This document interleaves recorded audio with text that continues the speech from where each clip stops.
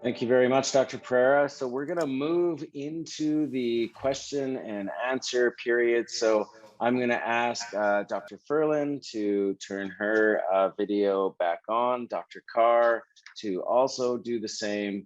And unfortunately, Pete wasn't able to join us today, but that's okay. We'll get through this. And I know there were some questions that came in for Raj. Raj was also not able to join us today, as he is actually on holiday, and piped in live last night in order to join us from the Rimrock.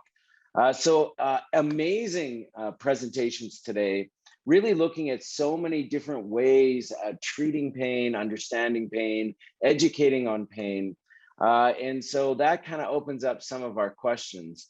Specifically for Dr. Carr, has any of your work explored some of the challenges to owning a pet that may be worthwhile when I explore the risks and benefits of dog ownership? Off the top of my head, I can imagine problems around increased falls, costs, risks based on the animal's personality, and pressure to leave during hospitalization. Well, thank you. That's a excuse me. That's a really good question. And yes, in almost each of the articles, we have a section that addresses that, because of course it isn't, you know, happy ever after and rainbows for everybody, and there are challenges. So yes, we acknowledge that. And some of the work we've done outside the pain work has been looking at things like institutional access and some of the challenges around policies that don't allow pets and such like in there. So no, I think it is very balanced and tempered. I was just trying to be very positive this morning. Excellent, thank you so much. Shifting into that, you know, we look at, you know, the pets as an important piece of your research. The patients that are being looked at in your research, have they already gone through other pain treatments and failed, i.e. are these palliative individuals that you're looking at another approach for? I'm not sure that we demarcate that it's for this particular group. I think it's for anybody really. I mean, even people who don't have chronic pain. I mean, pet companion animals have been looked at in all sorts of different health situations, but certainly it's sort of that idea, particularly for people living with chronic persistent pain who have, you know, as Pete was talking about, that those self-management tools. And we'd like to see that it comes into that sort of center of thinking around self-management. Awesome, thank you so much.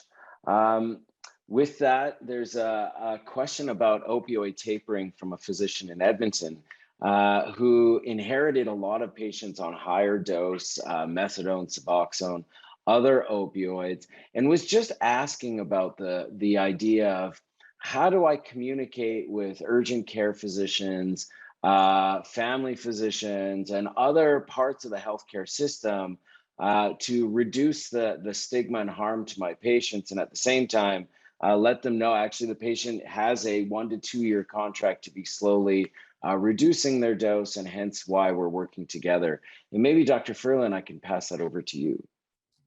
Thank you. Yeah, here in Ontario, we also have the same problem because our system is disjointed. We don't communicate well with other prescribers.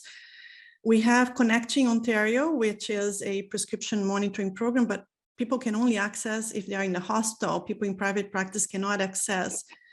And we have the same problem. We have to solve the issue one patient at a time. We don't have a solution to give.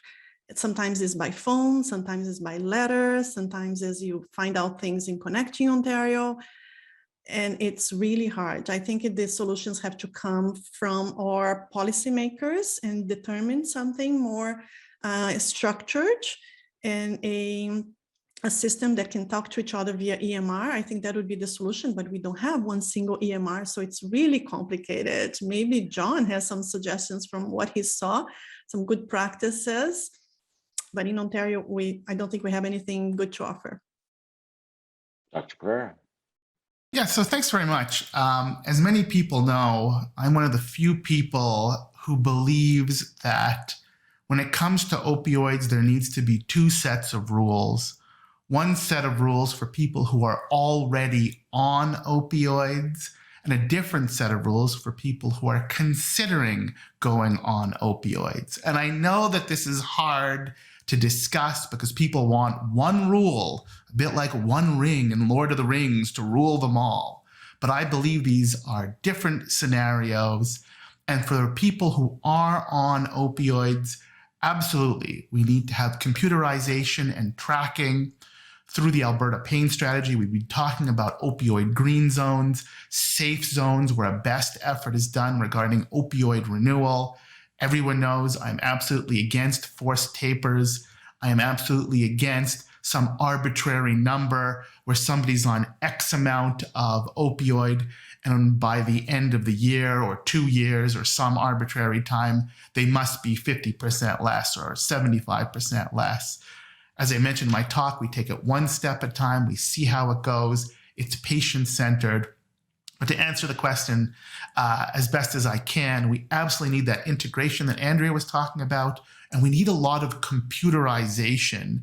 Computerization is key to tracking what is happening, making sure that we're renewing medications well in advance of them being run out, integrating with pharmacies. Many of the challenges in the system is actually putting patients on higher alert, making them more nervous. Pain is a danger signal. How we're managing the opioid issue is increasing their danger signals and worsening their pain. Thank you so much. And you know, Dr. Carr, fitting with that, a lot of people talk about the need for support during a taper. Hopefully it's not a physician-led taper, but rather a deprescribing process where the patient and physician are working together. Any thoughts on that, or even how possibly pet therapy can support that? I think, yeah, that's an important point in terms of trying to gather those other dimensions and resources to support you. I think one of the messages that comes across with this is that we often don't see our own companion animal or our pet in our life as part of our therapy, if you like. And it's just that sort of raising awareness and trying I didn't at all, and I was researching it until the personal story I shared. So I think it's just raising that awareness and thinking mindfully about that. Can I say something about that? Absolutely. Because we had a session in our 𝐒𝐂 Ontario about pet therapy. And after I watched that session, in our pain clinic, when we are tapering opioids, we always ask the person, do you have a pet?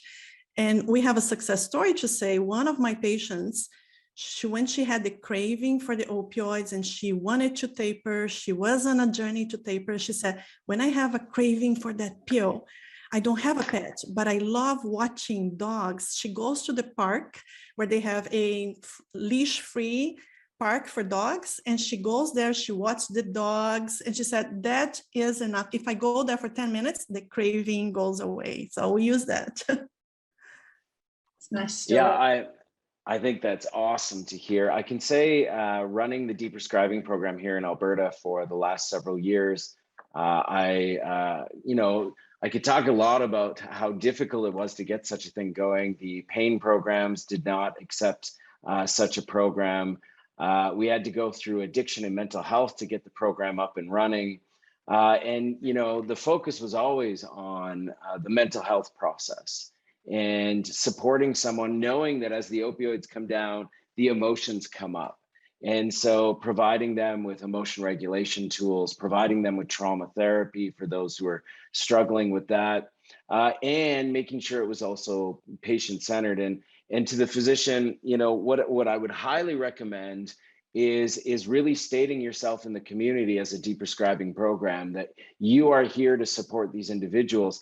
I found that when the patient mentioned to whether they were in the Emerge or they were anywhere else, that they were in the Deepscribing program, there was an immediate, oh, you're trying, you're really, this is excellent, how can I help you?